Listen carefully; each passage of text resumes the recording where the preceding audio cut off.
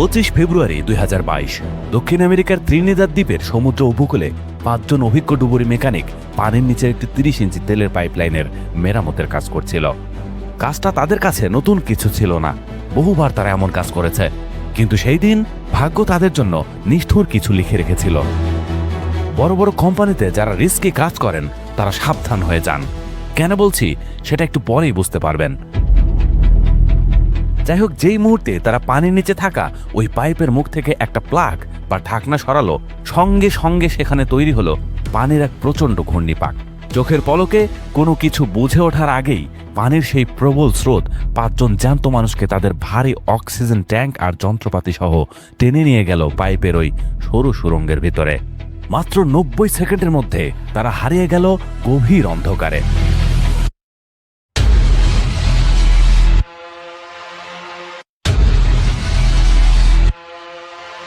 একবার ভাবুন সেই পরিস্থিতির কথা। পাইপের ভেতরে ঘুটঘুটে অন্ধকার, হাত পা নাড়ানোর মতো জায়গা নেই, নিঃশ্বাস নেওয়ার মতো বাতাস ফুরিয়ে আসছে, আর তার উপর নাক মুখ দিয়ে ঢুকছে বিষাক্ত কালো তেল। তাদের একজনের হেলমেটে লাগানো ছিল একটা ছোট ক্যামেরা। সেই ক্যামেরা রেকর্ড করছিল জীবনের সেই শেষ কিছু অস্বাভাবিক মুহূর্ত। আর তারপর সব অন্ধকার। ক্যামেরা বন্ধ হয়ে যাওয়ার পর আসলে কি ঘটেছিল সেই পাইপের ভেতরে? তারা কি বেঁচে ফিরতে পেরেছিল সেখান থেকে?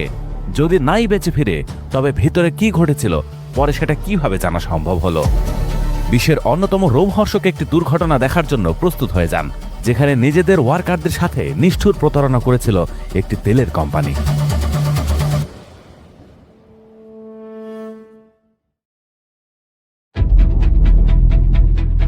25 ফেব্রুয়ারি 2022 দিনটি ক্রিস্টোফার বুডরামের জন্য খুব ভয়ানক প্রমাণিত হল। ক্রিস সমুদ্রপৃষ্ঠ থেকে 55 ফুট নিচে একটি 30 ইঞ্চির অয়েল পাইপলাইনে ফেঁসে আছে। তখনই ক্রিস একটি আওয়াজ শুনতে পায়। ক্রিস, তুমি কি আমাকে শুনতে পাচ্ছ?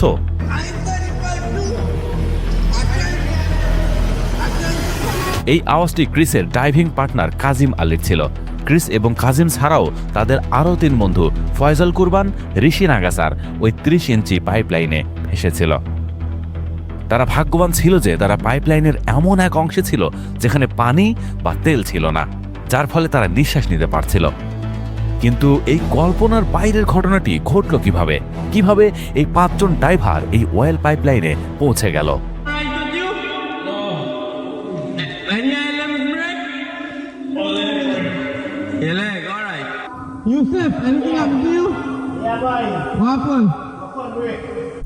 সাউথ আমেরিকার একটি খুব ছোট দেশ হলো ত্রিনিদাদ অ্যান্ড টোবাগো। আর এই দেশে একটি জায়গা আছে পয়েন্টে পিয়েরে, যা অয়েল রিফাইনারির জন্য বিখ্যাত। আর এখানেই অবস্থিত সরকারি মালিকানাধীন তেল কোম্পানি, যার নাম ছিল পারিয়া। এই কোম্পানি তেলের রিফাইন বা পরিশোধনের কাজ করত। আর একটি প্রাইভেট কোম্পানি LMCS পারিয়ার অয়েল রিফাইনারির রক্ষণাবেক্ষণের খেয়াল রাখত।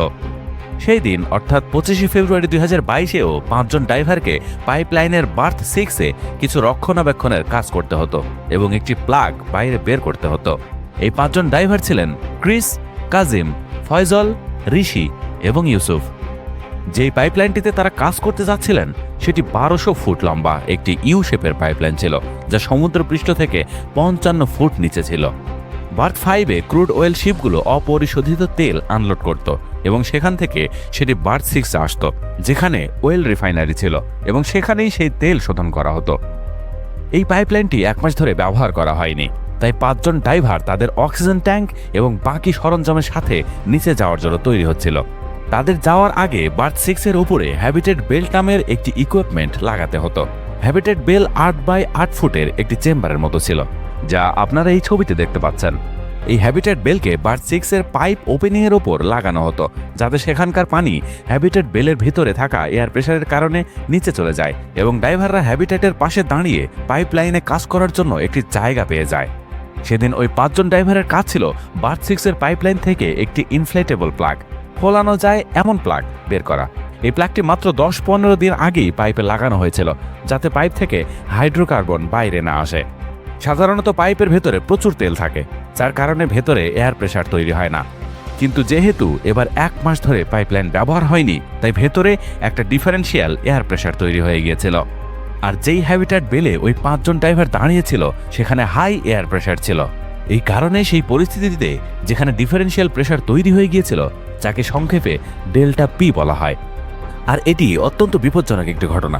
প্রতি বছর অনেক ড্রাইভার এবং কর্মীর প্রাণ এর কারণেই চলে যায়। তো ডেল্টা পি কি, চলুন একটা উদাহরণ দিয়ে বুঝিয়ে দিই। ধরুন পানি ভর্তি 2টি ড্রাম আছে, যা একে অপরের সাথে একটি পাইপ দিয়ে যুক্ত এবং সেই পাইপের মাঝখানে একটি প্লাগ লাগানো আছে।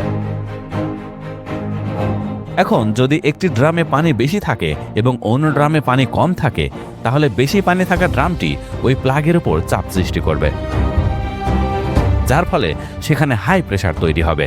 আর যেই কেউ ওই প্লাগটি খুলবে, তখন পানি খুব হাই প্রেশার এবং স্পিডের সাথে কম পানি থাকা ড্রামের দিকে চলে যাবে। আর এটা ততক্ষণ চলতে থাকবে যতক্ষণ না 2 ড্রামের পানি সমান হয়ে যায়, যার ফলে দুটির এয়ার প্রেশার সমান হয়ে যাবে। এখন যদি ওই সময়ে প্লাগ খোলার সময় কেউ তার আশেপাশে দাঁড়িয়ে থাকে, তবে হাই প্রেশার তাকেও সাথে টেনে অন্য ট্যাঙ্কে নিয়ে যাবে। আর ঠিক এই জিনিসটাই পারিয়া ইনসিডেন্টেও হয়েছিল। পাইপের ভেতরে লো এয়ার প্রেশার ছিল এবং হ্যাবিট্যাট বেলে হাই এয়ার প্রেশার ছিল। তাই যখন ড্রাইভাররা ওই প্লাগটি পাইপ থেকে বের করলো, তখন এত তীব্র প্রেশার তৈরি হলো যা তাদের এবং তাদের সমস্ত সরঞ্জামকে মাত্র কয়েক সেকেন্ডের মধ্যে পাইপের ভেতরে টেনে নিয়ে গেল। আর এর আসল ফুটেজও আমাদের কাছে আছে, কারণ তাদের মধ্যে একজন ড্রাইভার কাজিম আলী একটি গোপ্রো ক্যামেরা লাগিয়েছিলেন। আর যেই প্লাগটি সরে যায়, তার কয়েক সেকেন্ড পরেই ভিডিওটি একদম কালো হয়ে যায়, কিছুই দেখা যায় না।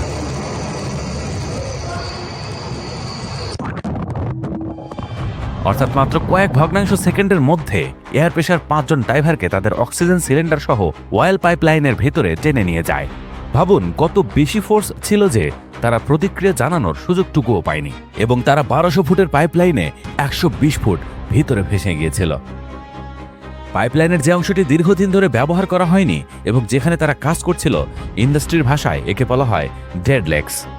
এই ধরনের জায়গায় কাজ করার জন্য খুব গভীর পরিকল্পনা আর প্রসেস হ্যাজার্ড রিস্ক অ্যাসেসমেন্টের প্রয়োজন হয়, যা কোম্পানি পুরোপুরি অবহেলা করেছিল।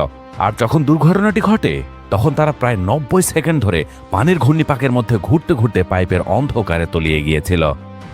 অবশ্য ড্রাইভারদের ভাগ্য ভালো ছিল যে পাইপটি সোজা ছিল না, বরং কোথাও কোথাও উপরের দিকে বাঁকানো ছিল, যার ফলে সেখানে কিছু এয়ার পকেট তৈরি হয়ে গিয়েছিল, কারণ পানি সেখানে পৌঁছাতে পারেনি।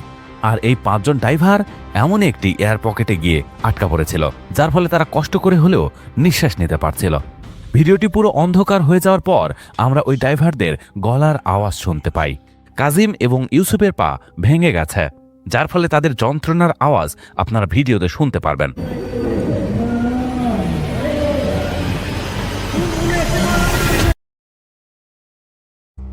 পাইপের ভেতরে কিছু ক্রুড অয়েলও ছিল, যা পেট্রোল এবং ডিজেল ইত্যাদি বানানোর জন্য ব্যবহার হয়। আর যদি এটি মানুষের শরীরের সংস্পর্শে আসে, তবে খুব তীব্র জ্বালা হয়। আর এই কারণেই তাদের সবার চোখে তীব্র জ্বালা হচ্ছিল, যার ফলে তারা চোখ পর্যন্ত খুলতে পারছিল না। এছাড়া পাইপে যে অক্সিজেন ছিল তার মানও খুব খারাপ ছিল, যার ফলে তাদের ফুসফুসকে একটি পূর্ণ শ্বাস নেওয়ার জন্য খুব শক্তি প্রয়োগ করতে হচ্ছিল। পাইপলাইনে ক্রিস এবং কাজিম সবার আগে ছিল এবং ইউসুফ, ঋষি ও ফয়জল পেছনে ছিল। ক্রিসের ধারণা ছিল যে তারা পাইপের মাথার দিক থেকে এসেছে, তাই বার্থ 6 তাদের পায়ের দিকে আছে এবং সেজন্য তাদের পায়ের দিকেই এগোনো উচিত। কিন্তু বাকিদের ধারণা ছিল যে তারা ফিট ফার্স্ট অর্থাৎ পায়ের দিক দিয়ে পাইপে ঢুকেছে এবং সেজন্য তাদের হেড ফার্স্ট অর্থাৎ মাথার দিকে এগোনো উচিত। তো ক্রিস বাকিদের কথা মেনে নিল এবং যেই দিকে তার মাথা ছিল সে ওই দিকে এগোতে লাগলো। কাজিমও তার পেছনে আসছিল, বাকি 3 জন ওখানেই থেমেছিল। ক্রিস সবাইকে সতর্ক করে দিয়েছিল যে পাইপের ভেতরের বাতাস সরাসরি নিলে তারা অসুস্থ হয়ে পড়তে পারে এবং আবোল তাবোল বকতে পারে। তাই সে পরামর্শ দিল অক্সিজেন ট্যাঙ্ক থেকে যেন অল্প অল্প করে সিপ করার মতো বাতাস নেওয়া হয়, যাতে শরীরের বিশুদ্ধ অক্সিজেন বজায় থাকে। তো 5 জন এটা ঠিক করলো যে ক্রিস এবং কাজিম বাইরে যাবে এবং বাইরে বেরিয়ে তারা বাকিদের বের করার জন্য সাহায্য নিয়ে আসবে। যদিও যেই ক্রিস একটু সামনে পৌঁছায়, সে বুঝতে পারে যে পাইপের সামনের অংশ প্রায় পুরোপুরি পানিতে ডুবে আছে, আর যদি তাদের সামনে যেতে হয় তবে তাদের নিঃশ্বাস আটকে যেতে হবে। কিন্তু যদি তারা এমনটা করে এবং তারা যদি কোনো এয়ার পকেট না পায়, তবে পানিতে ডুবে তাদের প্রাণ চলে যাবে। যদিও তাদের কাছে অন্য কোনো উপায়ও ছিল না, তাই তারা শ্বাস আটকে সামনের দিকে এগোতে থাকে এবং ভাগ্যক্রমে তারা একটি এয়ার পকেট পেয়েও যায়। কিন্তু সামনের অংশ আবারও পানিতে ডুবেছিল এবং তাদের আবারও শ্বাস আটকে যেতে হতো। কিন্তু তখনই ভাগ্যক্রমে তারা একটি অক্সিজেন সিলিন্ডার পেয়ে যায়, যা তাদের সাথেই এয়ার প্রেশারের কারণে পাইপের ভেতরে চলে এসেছিল। যদিও ক্রিস নিজেও জানতো না যে এই অক্সিজেন ট্যাঙ্কে কতটা অক্সিজেন বাকি আছে, কারণ ওই অক্সিজেন ট্যাঙ্কগুলোতে মাত্র 1 ঘন্টা পর্যন্ত অক্সিজেন দেওয়ার ক্ষমতা থাকে এবং অন্ধকারের কারণে সে সেখানে অক্সিজেন লেভেলও চেক করতে পারছিল না। সবচেয়ে হৃদয় বিদারক মুহূর্তটি আসে তখন যখন ক্রিস বুঝতে পারে যে তাকে একাই সামনে সাঁতরে যেতে হবে। কাজিম কিছুতেই ক্রিসকে ছেড়ে দিতে চাইছিল না। সে ক্রিসের পা শক্ত করে জড়িয়ে ধরেছিল এবং তাকে তাদের সাথে থেকে যাওয়ার জন্য বারবার অনুরোধ করছিল। ক্রিসকে বাধ্য হয়ে খুব কষ্ট করে জোর খাটিয়ে নিজের পা কাজিমের হাত থেকে ছাড়িয়ে নিতে হয়েছিল। বন্ধুকে মৃত্যুর মুখে রেখে আসার সেই মুহূর্তটি ছিল ভয়ানক। যাই হোক, এসব সত্ত্বেও সে অক্সিজেন লাগায় এবং একাই সামনে এগোতে থাকে। কিছুদূর পানির নিচে যাওয়ার পর সে বুঝতে পারে যে তার ট্যাঙ্কের বাতাসের মান খারাপ হতে শুরু করেছে। আর ক্রিস যেহেতু একজন প্রফেশনাল ড্রাইভার ছিল, তাই সে বুঝতে পারে যে এর অর্থ হলো অক্সিজেন ট্যাঙ্কে এখন খুব অল্পই অক্সিজেন বেঁচে আছে। তখনই হঠাৎ সে সামনে আরও একটি ধাতব বস্তুর সাথে ধাক্কা খায় এবং ওটা ছিল আরও একটি অক্সিজেন ট্যাঙ্ক। ক্রিস জলদি করে সেই অক্সিজেন ট্যাঙ্কের রেগুলেটর খুঁজতে থাকে যাতে সে ওটাকে নিজের মুখে লাগাতে পারে, কিন্তু রেগুলেটরের মাউথপিসটা ভাঙা ছিল, যার ফলে ক্রিসকে পুরো রেগুলেটরই নিজের মুখে লাগাতে হয় এবং তার মুখ ঘন ক্রুড অয়েলে ভরে যায়। তবুও সে সামনে এগোতে থাকে। কিছুদূর পর সে আরও একটি অক্সিজেন ট্যাঙ্ক পায়। সে ওটা লাগিয়েও আরও সামনে এগোতে থাকে এবং তখন সে ওই জায়গায় পৌঁছে যায় যেখানে পাইপে বাঁক ছিল এবং পাইপটি উপরের দিকে মরানো ছিল। ক্রিস সেই বাঁক থেকে সামনে বের হয় এবং পাইপের রাইজার পর্যন্ত পৌঁছে যায়। এখন হয় এই রাইজারটি বার্থ 6 হবে অথবা বার্থ 5। যদি এটা বার্থ 5 হয় তবে এর মানে হলো নিশ্চিত মৃত্যু, কারণ বার্থ 5 ওপর থেকে পুরো সিল মারা। আর যদি এটা বার্থ 6 হয় তবে তার মানে হলো বেঁচে থাকার সুযোগ। ক্রিস ওপরের দিকে সাঁতার কাটে এবং সে বুঝতে পারে যে এটি বার্থ 6। সে পাইপের ওপেনিং বা মুখ পর্যন্ত পৌঁছে যায় এবং তারপর সে বাইরে বেরিয়ে আসে। যদিও তার 4 বন্ধু এখনো ভেতরে ফেঁসেছিল এবং তাকে যে কোনোভাবে তাদের বাইরে বের করতেই হবে। সে বাইরে বেরিয়ে মেডিকেল স্টাফ এবং বাকি লোকদের পুরো বিবরণ জানায় যে বাকি 4 জন কোথায় হতে পারে এবং সে কিভাবে পাইপে গেল এবং ফিরে এলো। যদিও কোম্পানির কর্মকর্তাদের তার কথায় বিশ্বাস হচ্ছিল না যে বাকি কেউ জীবিত বাঁচতে পেরেছে, কারণ তাদের ধারণা ছিল যে পাইপলাইন তেলে ভর্তি ছিল এবং অক্সিজেন সিলিন্ডার থেকে তারা মাত্র 1 ঘন্টায় অক্সিজেন পেয়ে থাকবে। আর ততক্ষণে অনেক ঘন্টা পার হয়ে গিয়েছিল, যার মানে এতক্ষণে তারা মারা গেছে। যদিও ওই 4 জন ড্রাইভার তখনও জীবিতই ছিল। তাই LMCS কোম্পানির রেস্কিউ টিমকে ডাকলো এবং রেস্কিউ ড্রাইভাররা পানির নিচে গিয়ে পাইপে ঠক ঠক শব্দ করতে লাগলো, কারণ যদি অন্য দিক থেকেও কেউ নক করে তবে তারা বুঝতে পারে যে ওই ড্রাইভাররা জীবিত আছে। তো যখন রেস্কিউ টিম পাইপে নক করা শুরু করলো তখন তারা একটি আশার বাণী শুনতে পারল। তখন তারা পাইপের ভেতর থেকেও নক করার আওয়াজ শুনতে পেল, যার মানে ছিল যে ওই ড্রাইভাররা তখনও জীবিত ছিল। আর এখানে আপনার হয়তো মনে হচ্ছে যে এরপরে বাকি 4 ড্রাইভারকে উদ্ধার করে নেওয়া হয়েছিল, কিন্তু দাঁড়ান, আসলে এমনটা হয়নি, কারণ রেস্কিউ অপারেশন কখনো শুরুই হয়নি। LMCS কোম্পানি যে রেস্কিউ ড্রাইভারদের ডেকেছিল তারা তো পাইপের ভেতরে গিয়ে ড্রাইভারদের বাঁচাতে চেয়েছিল, কিন্তু পারিয়া কোম্পানির কর্মকর্তারা তাদের কোনো রকম রেস্কিউ অপারেশন করতে নিষেধ করে দেয়। যে 4 জন ড্রাইভার পাইপে ভেসেছিল তাদের আত্মীয়দের কোনো তথ্য দেওয়া হয়নি যে রেস্কিউ অপারেশন এখনো হয়নি। তাদের ঘটনাস্থল থেকে দূরে রাখা হয়েছিল। আর দুর্ঘটনার বেশ কয়েকদিন পার হয়ে যাওয়ার পর কোম্পানি ওই 4 ড্রাইভারদের মৃতদেহ উদ্ধার করে। দুর্ঘটনার 2 দিন পর পারিয়া কোম্পানির চেয়ারম্যান এই বিবৃতি দেয় যে ড্রাইভারদের মৃত বলে ধরে নেওয়া হয়েছে এবং এখন এটি রেস্কিউ অপারেশন নয়, বরং বডি রিকভারি অপারেশন হবে।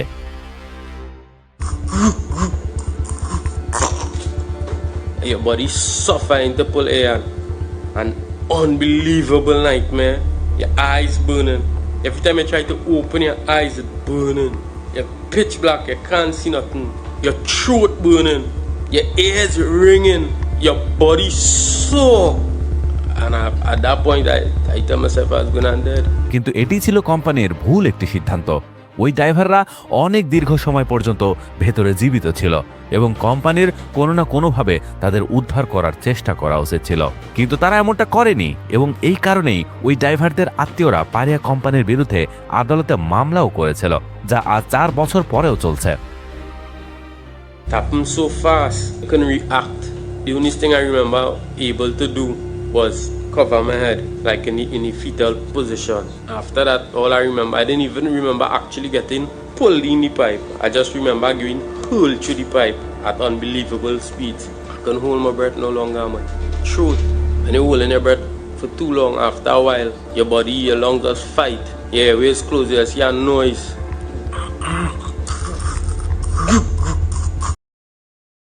আর এখনো পর্যন্ত ওই ড্রাইভারদের পরিবারকে 1 টাকাও ক্ষতিপূরণ দেওয়া হয়নি এবং না পারিয়া কোম্পানি বন্ধ হয়েছে। ক্রিস্টোফার বুডরাম, যিনি এই দুর্ঘটনায় একমাত্র সার্ভাইভার বা বেঁচে ফিরেছিলেন, তিনি আজ আর্থিক সমস্যার সাথে লড়ছেন। তিনি চাকরি ছেড়ে দিয়েছেন এবং তিনিও আজ পর্যন্ত কোম্পানির তরফ থেকে কোনো আর্থিক সাহায্য পাননি। কোর্ট কেস এখনো চলছে এবং তাদের আশা আছে যে হয়তো ভবিষ্যতে তারা কোনো আর্থিক সাহায্য পাবে। এই দুর্ঘটনা থেকেই এটা বোঝা যায় যে বড় কোম্পানিগুলো তাদের কর্মীদের কতটা খেয়াল রাখে। ক্রিসের বেঁচে যাওয়ায় এই ঘটনাটি মানুষের সামনে আসতে পেরেছে, নইলে হয়তো পারিয়া কোম্পানি এর খবরও কাউকে জানতে দিত না। তবে আশ্চর্যের বিষয় হলো এই কোম্পানিটিও সরকারেরই ছিল। উদ্ধারকৃত দেহগুলোর ময়নাতদন্তের পর কর্মকর্তারা একমত হতে পারছিলেন না যে তারা ঠিক কখন মারা গেছে। তারা আটকে যায় শুক্রবারে, তবে সরকারিভাবে বলা হয় তারা শনিবার পর্যন্ত বেঁচে ছিল। কিন্তু কিছু বিশেষজ্ঞের ধারণা তাদের মধ্যে অন্তত একজন হয়তো সোমবার পর্যন্ত ওই পাইপের ভেতরে জীবিত ছিল এবং সাহায্যের আশায় অপেক্ষা করছিল। ভিডিওটি যদি আপনাদের ভালো লেগে থাকে তবে আমাদের এই ভিডিওটি দেখে আসতে পারেন, যেখানে 4 জন তরুণ তরুণী একটি গুহায় বিভৎসভাবে আটকে যায় এবং তাদের সাথে ঘটেছিল অস্বাভাবিক কিছু ঘটনা। আজ বিদায় নিচ্ছি, ভালো থাকবেন সবাই।